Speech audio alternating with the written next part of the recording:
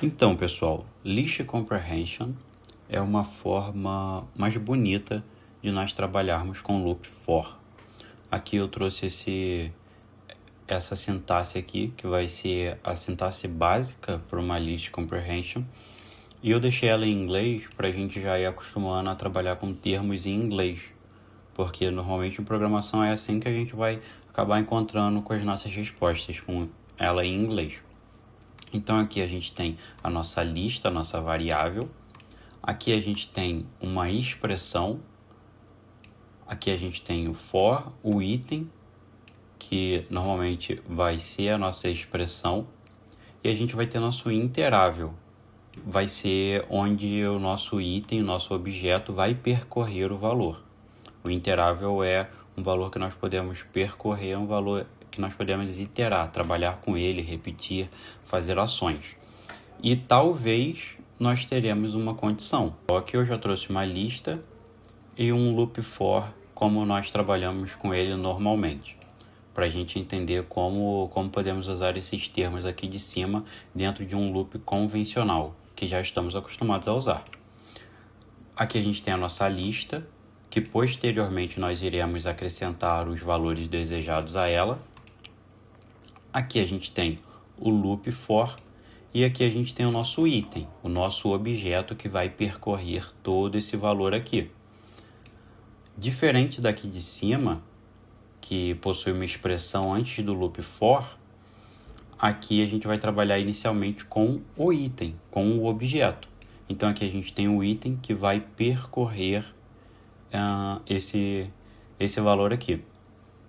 Aí aqui embaixo a gente tem outro for, aí a gente vai ter outro item, aí a gente vai ter outro item e outro valor a ser percorrido. Aqui embaixo a gente está dizendo para o código adicionar a nossa lista, aí aqui vai ter a variável, né, que a gente denominou a lista. Nós estamos pedindo para ele adicionar os valores de V e B na lista. Então aqui ele vai percorrer, V vai percorrer essa lista aqui, que nós demos para ela percorrer, B vai percorrer essa lista aqui, e conforme ela vai percorrendo a lista, ela vai acrescentando valores à nossa variável lista. Show de bola? Já trouxe aqui embaixo, dei um Ctrl+C, Ctrl+V aqui, numa List Comprehension desse loop daqui de cima. Então aqui o que a gente vai ter de diferente? A gente vai ter a nossa variável lista já logo de início e o valor dela vai ser todo a nossa list comprehension, o nosso loop, por assim dizer. Então, diferentemente daqui de cima, que nós teremos uma lista e posteriormente nós acrescentaremos valor a essa lista, aqui a gente tem uma lista com um valor pré-definido, entre aspas. Então, vamos entender como isso aqui está funcionando. V e B são nossas expressões. E para que serve essa expressão aqui? Ela vai definir como cada item da nova lista será gerado ou transformado. Vamos dar um exemplo. Se eu quiser dar um list aqui, eu vou mudar a forma como esse valor vai ser agregado à lista. Entenderam? Sem o list. Sem o list. Caso dermos um print nessa lista, ela vai nos retornar uma lista com tuplas dentro dela, como valor. Se eu der um list aqui, ela vai me gerar uma lista com listas dentro. É uma forma diferente de expressar nosso resultado. Então, a nossa expressão, ela vai definir como cada item dessa nova lista aqui vai ser gerado ou transformado. Em seguida, nós teremos o nosso loop for. A gente vai ter o nosso item, o nosso objeto, que vai ser determinado por essa variável V, podemos chamar assim. E esse item, esse objeto aqui, ele vai percorrer essa instância aqui que nós definimos para ele percorrer. Ele vai percorrer os valores 1, 2 e 3. Logo em seguida a gente tem outro loop. Aí dessa vez a gente vai trabalhar com o B, que é um item, também um objeto que irá percorrer os valores de 4, 5 e 6. Então, caso dermos um print, ele vai trazer aqui de resultado para a gente, ó, os valores percorridos do nosso loop. Podemos ver aqui, ó, que inicia com uma lista. Aqui a gente tem, esqueci como se chama, colchetes, acredito que é colchetes isso aqui. A gente tem colchetes no final, no início e no final. Podemos ver aqui. Vou copiar e vou colocar aqui em cima para poder ver melhor. Ó, esse aqui foi o nosso resultado. Ele tem colchetes no início e no final, que determina que tudo que está entre esse primeiro colchete e esse último é uma lista. E ele também vai ter os nossos valores do loop for dentro de listas. Então aqui a gente tem uma lista, aqui a gente tem outra lista, aqui a gente tem outra lista. E nós definimos isso a partir do nosso método list aqui de cima, usando a expressão para determinar como nós queremos o nosso resultado final. Aí você me fala, Misael, eu quero trabalhar utilizando uma condição, um if condition. Como eu faço isso? Vou explicar para vocês nesse exato momento. Aqui a gente tem um for convencional, uma maneira convencional da gente atribuir valores a uma lista, e aqui no final a gente tem uma condição, ó, um if condition. Bom, aqui a gente tem uma lista, aqui a gente tem um loop for acerca do item V, V vai percorrer esse valor. Aqui embaixo a gente tem outro for com o item B, que vai percorrer esse outro valor. E aqui a gente tem uma condição de números pares. Então, o que vai acontecer aqui, ó? Vamos dar um print lista. E vamos ver o que esse código vai nos retornar. Ó, a gente pode ver aqui. Deu uma confundida aqui rapidinho, porque aqui a gente pediu só para o V nos retornar números pares. Então, o que aconteceu aqui? V percorreu o valor dessa lista, B percorreu o valor desta outra lista.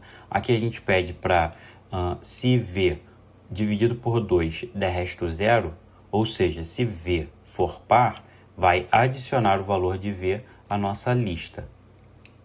Então, printando isso aqui, a gente vai ter, ó, o valor de V vai ser esse primeiro valor, só teremos valores par. Como não acrescentamos essa condição aqui ao B, então B nos retorna todos os valores. Para mudar isso, a gente pode fazer um AND, copiamos isso aqui, cola aqui e muda o B. Agora, se V dividido por 2 der resto zero e B dividido por 2 também der resto zero, eu quero que o código adicione os valores de V e B na minha lista. Então, se eu der um start, pode ver que agora, ó, tanto V e quanto B percorreram o valor das nossas listas e nos retornaram somente os números pares. Como que eu faço isso daqui com list comprehension? Vou copiar aqui da minha outra área. Bom, aqui está o nosso método. Eu deixo o material todo separado direitinho, que aqui eu agilizo tudo. Bom, deixei aqui embaixo do outro certinho para podermos enxergar a nossa list comprehension. Aqui a gente vai ter nossa variável, novamente, e aqui a gente vai ter todo o valor dessa variável. Vamos começar com nossas expressões. Temos V e B, e queremos V e B como valor da lista no final. Beleza. O que eu quero para V? O que eu quero como valor de V? Eu quero toda essa lista aqui. Quero que V percorra toda essa lista. Para B eu também quero isso. Quero que B percorra toda essa outra lista aqui. E agora eu quero que se V dividido por 2 der igual a 0, quero que esse seja o resultado de V. Não sei se ficou claro para vocês essa sintaxe, esse modo de expressar o seu código. Bom, o que temos de diferente aqui? Temos de diferente que a gente não está trabalhando com aquela condição de lista append.